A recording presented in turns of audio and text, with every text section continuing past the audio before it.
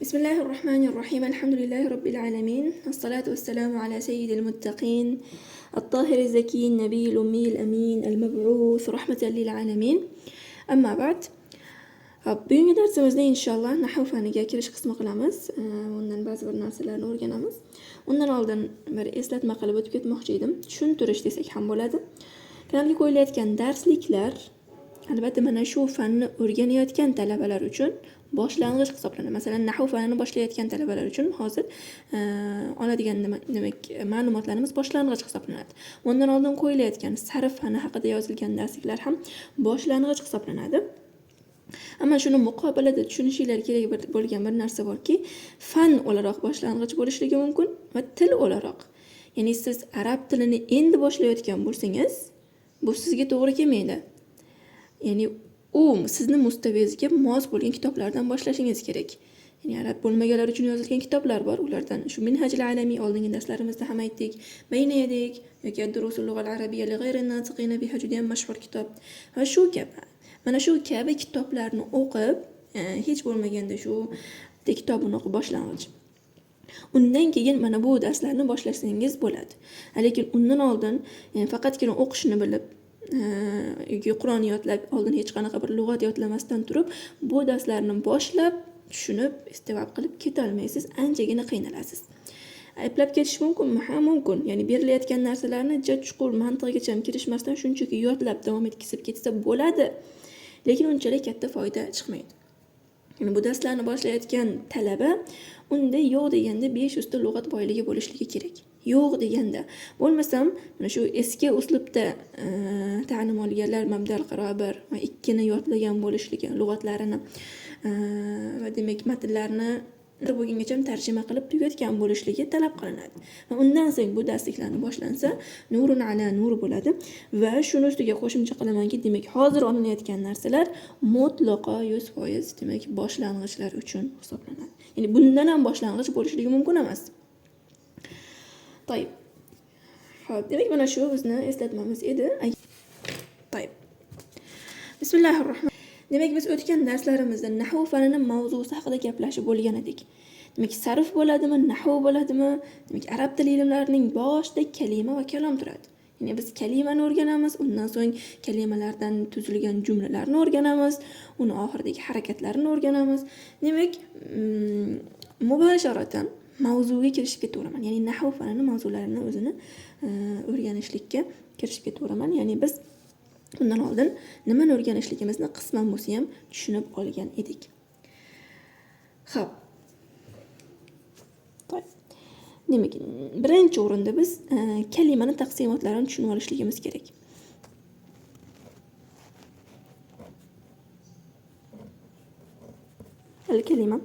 Kalima nima degani? Shu o'zbek tilidagi so'z degan narsa bu kalimadir. Ya'ni og'zingizdan chiqayotgan har qanday ma'nosi bo'lgan tovushga biz kalima deb aytamiz. Ma'nosi bo'lsa bo'ldi. Agar tovush bo'ladigan bo'lsa, hech qanday bir ma'nosi yo'q bo'lgan, qanaqadir o'ylab topilgan, tilingiz adashib ketib chiqarib yuborgan, hech de ma'nosi bo'lmagan so'z bo'ladigan bo'lsa, u kalimaga kirmaydi. Demak, og'zimizdan chiqayotgan har qanday ma'nosi bor so'z bu kalima hisoblanadi. Va kalima mashhur taqsim, ko'pchilik biladi. O'sha taqsimga bo'lindi. Buni biz sarfda ham bo'lgan edik, bu yerda ham bo'lamiz. Demak, ismga Xo'p. Fe'l va harfga. Xo'p. Endi har bitta taqsimni nima ekanligini tushunib chiqsak. Ism bu o'zida mustaqil ma'nosi bor. Ya'ni uni aytganingizda tushunadi odam nima deyotganingizni. Lekin 3 ta zamondan biriga dalolat qilmaydi. Biz zamonni o'tgandik. Modi, hal va istiqbal deb zamonni o'tgandik. Mana shu 3 ta zamonni biriga dalolat qilmaydigan kalima turi bu ism deb nomlanadi. Fe'lga keladigan bo'lsak, o'zida mustaqil ma'no anglata oladi va 3 ta zamonni biriga dalolat ham qiladi. Buni ham biz sarf fanida olgan edik. Ammo harfga keladigan bo'lsak, o'zida mustaqil ma'no anglata olmaydi. Ammo harfga keladigan bo'lsak, o'zida mustaqil ma'no anglata olmaydi. Mana bu kalimani boshqa taqsimlarga qo'shilib kelgandagina o'zini ma'nosini ko'rsata oladigan, demak, kalima turi bu harf deb nomlanadi. O'tgan darsda aytgan edikki, biz harflar maboniy bo'lishligi mumkin va ma'aniy bo'lishligi mumkin. Maboniy harflarimiz mana bu yerda ishlatgan har bitta harf maboniy bo'ladi. Bu kalimani taqsimiga kirmaydi deb aytgan edik. Demak, mana bu yerda qasd qilinayotgan harf bu ma'aniy harflar, ya'ni unda ma'nosi bor bo'lgan qo'shimchalar deb tushunsak bo'ladi. Xo'p, demak, nahv fanini boshlayotganingizda, ya'ni biron bir matnni ko'rganingizda birinchi ajratib olishingiz kerak bo'lgan narsa mana shu 3 ta narsa. Siz o'qigan narsa ismmi, fe'lmi, harfmi? Qaysi biridan boshlanyapti jumla? Mana shuni bilishingiz kerak. Va buni bilishlik uchun bizga alomatlar kerak bo'ladi. Hozir ana shu alomatlar haqida gaplashamiz. Ya'ni ismning o'ziga xos alomati bor, fe'lning o'ziga xos alomati bor va harfning o'ziga xos, demak, alomatlari bor. To'yib, demak, ismni alomatlaridan boshlaymiz.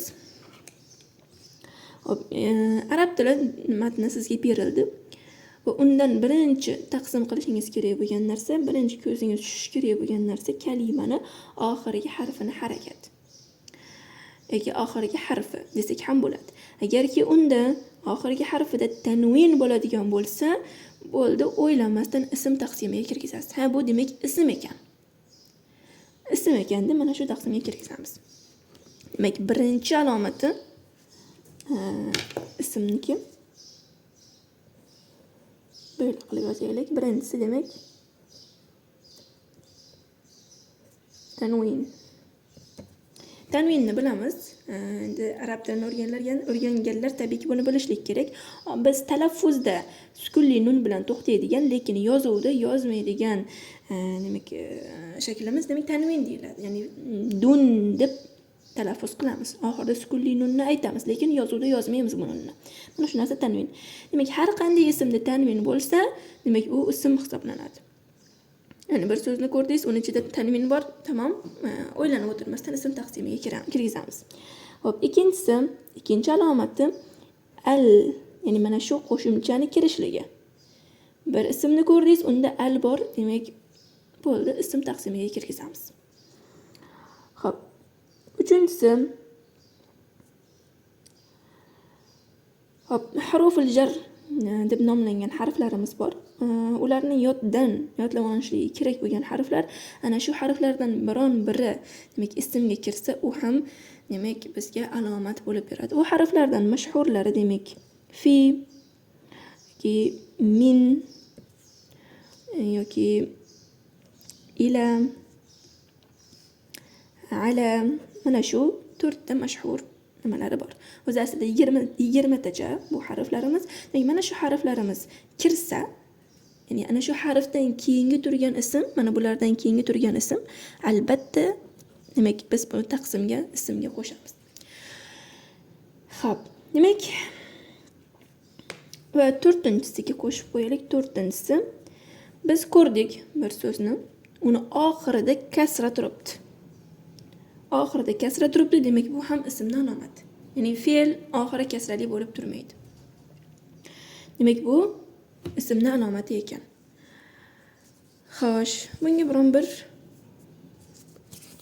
tadrib bo'laroq mana shu kitobni o'zini ochib turib nima qilamiz? Biz bir mashqlaridan ko'rib eslatib beraman. Mana ochdik.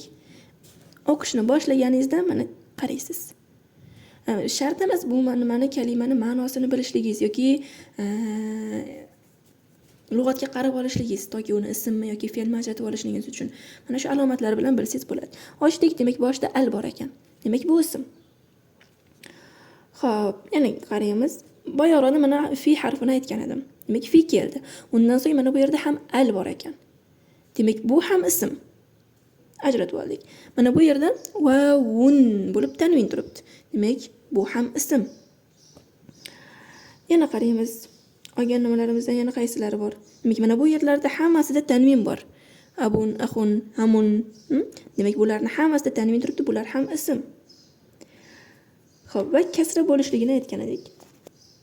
Mana bu yerdan qarasangiz, demak fi raf'i yoki ismni qaraylik, yozgan, mana tashkili bor. Al ismi kasra bilan turibdi. Demak bu ham ism. Demak bitta ismda har xil 3 tagacha alomat jamlanishligi mumkin. Ya'ni ham fi kelyapti, harfi jar, ham alif kelyapti, ham kasra kelyapti. Ammo alif bilan tanvin jamlanmaydi. demak alif bilan tanvin hech qachon bir ismda jamlanishligi mumkin emas. Buni qoida qilib olishingiz kerak. To'g'ri, demak ismni qanday qilib topishni bildik. Darsdan so'ng men matnlar yuborib qo'yaman. Ya'ni so'zlar ana shularning ichidan demak ismmi, fe'lmi, harfmi ajratishingiz kerak bo'ladi. Bu uyga tadrib hisoblanadi. Hop, fe'lni qanday qilib ajratamiz? Deyilsa, fe'lni ham o'ziga xos alomatlari bor. Ko'proq bu sarf ilmini o'rgangan odam fe'lni bitta qarashda o'zi vaznlarini yodlagan bo'ladi. Shakllarini biladi. Ya'ni atayni harflardan biri kelgan bo'lishligi mumkin. Mana shular bilan fe'lni o'zi ajratib oladi. Ammo nahv ilmida ham ba'zi bir alomatlari zikr qilinadi. Ulardan birinchisi demak qod. Mana shu qod harfi faqatgina fe'lga kiradi. Qod mana qoni tepasida fatha va sukun. Mana shu harfdan keyin kelgan narsa doimo fe'l bo'ladi.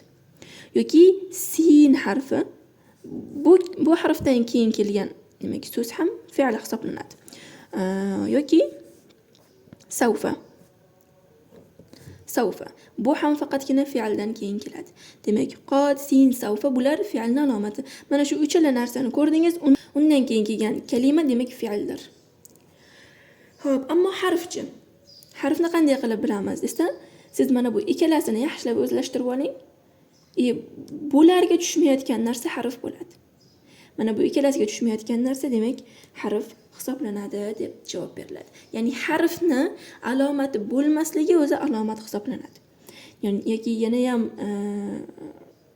aniqroq qilib javob beradigan bo'lsak, harfni faqatgina yodlab olasiz. Shundan keyingina bilasiz. Qandaydir bir siz oldingizda turibdi, uni harf ekanligini bilishligingiz uchun siz undan oldin uni yodlagan bo'lishingiz kerak. Ya'ni saman. Men bir sizga aytamanki, mana bu harf, demak lavla so'zi bu harf. Shunda yodlab oling deyman, shuni yodlab olasiz va shundan keyingina bilasiz. Demak, harflarimiz o'z arab tilida juda ham oz. Ya'ni yodlashlik bilan bilinadigan narsalar taqsimotga kiradi. Demak, ism va fe'l ko'p va ularning alomatlari bilan biz tanib olishligimiz mumkin bo'ladi. To'g'ri, endi demak bu kalimaning 3 taqsimi, ularning ba'zi bir alomatlari haqida gap bo'ldi. Kelasi darslarda albatta bularga yana ham chuqurroq kirishamiz, yana ham kengroq holatda olishga harakat qilamiz, ammo hozircha mana shu yetarli bo'ladi. Eslatma, berilgan matndagi notanish lug'atlarni doimo yodlab boringlar. Ya'ni sarfda ham nahvda ham eng kerakli bo'lgan narsa bu qoidalarni tushunishlikdan tashqari lug'atlarni bilishlik. Agar lug'at bilmaydigan bo'lsangiz, demak qoidalarni bilishligingiz yoki sarflarni, tasrifni turlarini bilishligingiz uncha katta sizga foyda bermaydi. To'g'ri, mana bu birinchi eslatmamiz edi. Ikkinchi eslatmam xossatan nahv ilmi barcha masalalari o'rganilib, qayta uni ustida tadrib qilingandan keyingina samarasi bilinadigan ilm hisoblanadi, boshqa ilmlarga qaraganda.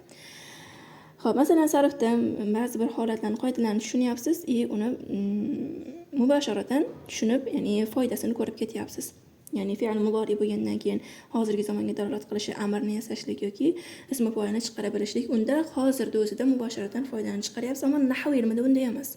Nahv ilmida demak har bitta bob o'ziga xos nimaga ega va ana shu bir bobda o'rgangan narsangiz ikkinchi bobda albatta bog'liqligi bo'ladi. Xo'p, mana bu narsani o'zi boshqa mustav uchun tayyorlab turgan edim. Qisqacha ko'rishinglar uchun. Demak, nahv boblari mana shunday taqsimotlarga bo'lingan. Har bitta bobga kirib, o'rganib, bu bob o'zi alohida mavzu, ammo mana bu bilan bog'liqligi yeri bo'ladi. Ya'ni buni o'rganasiz, undan keyin buni o'rganasiz. Sizga qandaydir bu boshqa narsa deb tuyulishligi mumkin. Muhim, hammasini sabr bilan o'rganib chiqqaningizdan keyin, ustida tadrib qilganingizdan keyin samarasi bilinadi. Ungacha hech qachon shoshmaslik kerak. Sekin-sekinlik bilan o'rganishlik kerak hisoblanadi. Bugungi darsimiz shundan iborat. Matnlarni demak ism, fe'l, harfga ajratib chiqishingiz kerak bo'ladi. Allohumma ahadna va alhamdulillahi robbil alamin. Assalomu alaykum va rahmatullohi va barakatuh.